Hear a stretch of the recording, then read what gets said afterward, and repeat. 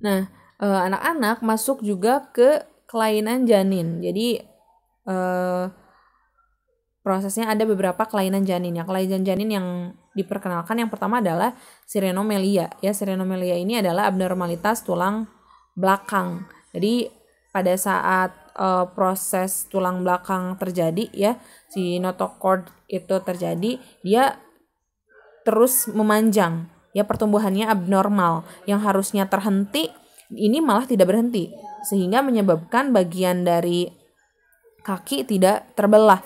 Akibat apa? Abnormalitas tulang belakang. Karena tulang belakangnya terus bertumbuh. Itu sirenomelia. Nah, kemudian ada juga bibir sumbing. Ya, bibir sumbing ini sebetulnya diakibatkan apa sih? Awal mula bibir sumbing itu diakibatkan karena ibu hamil mengkonsumsi obat mual. Ya, jadi ada ketika hamil itu ada rasa mual, kemudian mengkonsumsi obat. Nah, ini yang salah satu yang menyebabkan bibir sumbing. Tapi kalau misalkan ada ibu hamil yang kemudian mengkonsumsi obat mual sesuai dosis dokter, ya sesuai resep dokter, sesuai dosisnya, ya itu tidak jadi masalah. Tapi kasus di bibir sumbing ini adalah ketika mengkonsumsi obat-obatan di luar resep dokter, ya.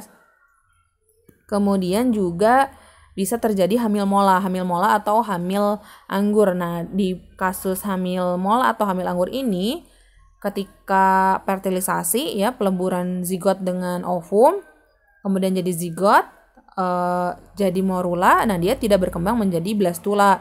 Nah, dia tidak berkembang menjadi blastula, gastrula, fetus ya, jadi tidak ke sana.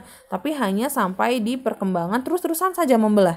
Ya, jadi kan sudah jadi zigot, nanti membelah jadi 2, jadi 4, 8, 16, 32, terus seperti itu. Jadi tidak masuk ke dalam fase blastula, ya. Jadi tidak terjadi blastulasi. Jadi dia hanya berupa gelembung-gelembung air, cairan. Makanya disebut dengan hamil anggur. Kalau sudah begini bagaimana, Bu? Maka disarankannya untuk abortus ya, karena memang tidak ada bayinya, gitu ya. Ini hanya gelembung-gelembung berisi cairan. Kemudian juga ada yang dinamakan dengan hamil ektofik. Hamil ektofik ini dikatakan juga sebagai hamil di luar kandungan. Hamil di luar kandungan maksudnya adalah bahwa ketika zigot berkembang menjadi morula, blastula, itu kan blastula itu nempel di dinding rahim, ya, kemudian berkembang di uterus ya, di rahim. Nah, pada kasus hamil ektofik ini bayi tidak berkembang di rahim tapi di luar rahim, makanya disebut di luar kandungan. Misalnya di mana nih, kalau kita lihat ya, nih ternyata ini berkembang di mana, di ovarium ya. Jadi ternyata setelah si ovum bertemu dengan sel sperma, fertilisasi menjadi zigot, zigotnya ternyata tidak bergerak menuju uterus, tapi justru bergerak menuju ovarium, sehingga berkembanglah si fetus di ovarium. Nah, sedangkan ovarium itu bukan tempat berkembangnya fetus. Nah, sehingga bisa menyebabkan yang namanya pendarahan.